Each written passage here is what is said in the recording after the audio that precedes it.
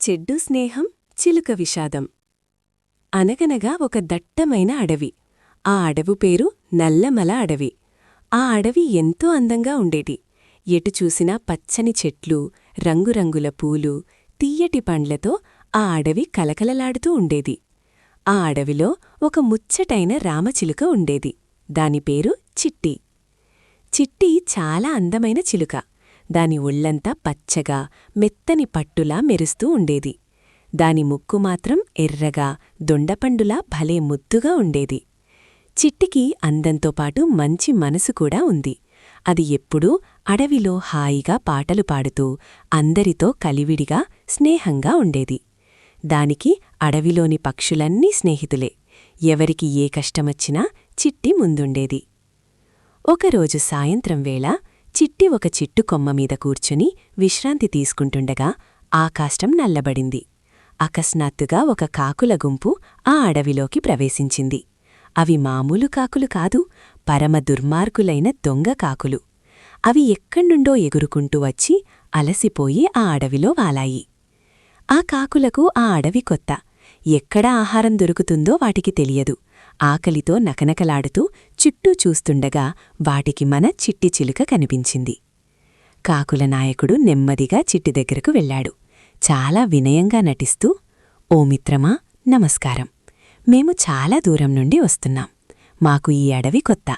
మాకు చాలా ఆకలిగా ఉంది. ఇక్కడ పండ్లు, గింజలు ఎక్కడ దొరుకుతాయో కాస్త చూపిస్తావా?" అని దీనంగా అడిగాడు. చిట్టికి కల్మషం తెలియదు కదా. ఆ కాకుల మాటలు నిజమేనని నమ్మింది. అయ్యో పాపం, ఆకలితో ఉన్నవారికి సాయం చేయడం నా ధర్మం కదా అనుకుంది. వెంటనే చిట్టి, "ఓ అలాగే మిత్రులారా, రండి, నాతో రండి. ఈ అడవిలో బోలెడన్ని పండ్ల చెట్లు ఉన్నాయి. నేను మీకు మంచి ఆహారం దొరికే చోటు చూపిస్తాను" అని చెప్పి వాటిని తీసుకువెళ్ళింది. చిట్టి ఆ కాకులను తీసుకువెళ్ళి జామపండ్లు, సీతాఫలాలు దొరికే చెట్లను చూపించింది. కాకులు కడుపు నిండా తిన్నాయి. ఆకలి తీరాక అవి చాలా సంతోషపడ్డాయి. చిట్టికి కృతజ్ఞతలు చెప్పాయి. ఆ రోజునుండి కాకులు చిట్టి చిలుకతో స్నేహం చేయడం మొదలుపెట్టాయి. రోజూ చిట్టితో కలిసి తిరగడం, కబుర్లు చెప్పడం, ఆడుకోవడం చేసేవి. చిట్టి కూడా వాటిని నమ్మి మంచి మిత్రులుగా భావించింది. ఇది గమనించిన అడవిలోని మిగతా రామచిలుకలు, పక్షులు ఆందోళన చెందాయి. వాటికి ఆ కాకుల గురించి, వాటి దొంగబుద్ధి గురించి తెలుసు. ఒకరోజు ఒక ముసలి చిలుక చిట్టి దగ్గరకు వచ్చింది. "చిట్టి, నువ్వు చేస్తున్నది మంచి పని కాదు. ఆ కాకులు మంచివి కావు. అవి దొంగలు, మోసగాళ్ళు. ఎప్పటికైనా వాటివల్ల నీకు ముప్పు తప్పదు. వాటితో స్నేహం మానుకో" అని ఎంతో ప్రేమగా హెచ్చరించింది. కాని చిట్టి ఆ మాటలను వినిపించుకోలేదు. "లేదు తాతగారు, అవి పాపం చాలా మంచివి. నాతో ఎంత బాగా ఉంటున్నాయో తెలుసా? మీరు అనవసరంగా భయపడుతున్నారు" అని కొట్టి పారేసింది. పెద్దల మాట పెడచెవిన పెట్టి మళ్లీ ఆ కాకులతోనే తిరగసాగింది. కొన్ని రోజులు గడిచాయి. కాకుల బుద్ధి బయటపడే సమయం వచ్చింది. ఒకరోజు కాకుల నాయకుడి చిట్టితో, "మిత్రమా, ఈ అడవి పండ్లు తిని తిని బోర్ కొట్టింది. ఇక్కడికి దగ్గర్లో ఒక ఊరుంది. అక్కడ ఒక పెద్ద మామిడి తోట ఉంది. అందులో పండ్లు తేనెలా ఉంటాయి. ఈరోజు అక్కడికి వెళ్దామా?" అని ఆశ పెట్టింది. మామిడి పండ్లు అంటే చిట్టికి చాలా ఇష్టం. ఆ ఆశతో, "సరే, పదండి వెళ్దాం" అని ఒప్పుకుంది. అందరూ కలిసి ఆకాశంలో ఎగురుతూ ఊరి చివరనున్న మామిడి తోటకు చేరుకున్నారు. చెట్ల నిండా బంగారు రంగులో పండిన మామిడి పండ్లు వేలాడుతున్నాయి. అది చూడగానే కాకులకు, చిట్టికి నోరూరింది. వెంటనే కాకులన్నీ చెట్లమీద పడ్డాయి. అవి పద్ధతిగా తినడం లేదు. "కావ్ కావ్" అని గట్టిగా అరుస్తూ, గోలగోల చేస్తూ, సగం తిని సగం కింద పడేస్తూ బీభత్సం సృష్టించాయి. తోటంతా రచ్చరచ్చ చేశాయి. కాని చిట్టి మాత్రం ఒక మంచి మామిడి పండు మీద వాలి నిశ్శబ్దంగా, హాయిగా ఆ పండు రుచిని ఆస్వాదిస్తూ తినసాగింది. కాకుల గోలకు, అరుపులకు తోటలో నిద్రపోతున్న తోటమాలికి మెలకువ వచ్చింది. కళ్ళు నులుముకుంటూ లేచి చూసేసరికి కాకులు తన తోటను నాశనం చేస్తున్నాయి. అతనికి విపరీతమైన కోపం వచ్చింది. "ఎంత ధైర్యం ఈ కాకులకు! నా కష్టార్జితాన్ని ఇలా పాడు చేస్తాయా?" అని కోపంతో ఊగిపోతూ పక్కనే ఉన్న ఒక పెద్ద రాయిని తీసుకున్నాడు. బలంగా కాకుల గుంపు వైపు విసిరాడు.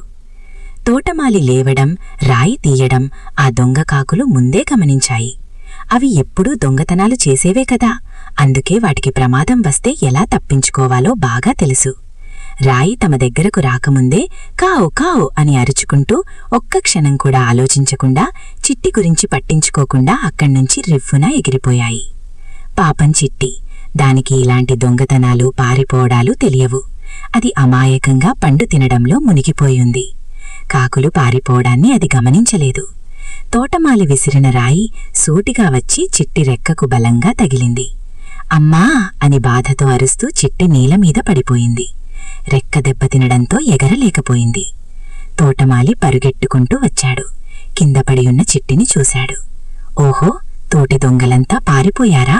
నువ్వు మాత్రం దొరికావు, నిన్ను వదలను అంటూ చిట్టిని పట్టుకున్నాడు.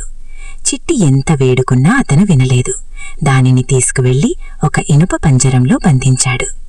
ఇప్పుడు చిట్టి పంజరంలో ఒంటరిగా కూర్చుని ఏడుస్తోంది.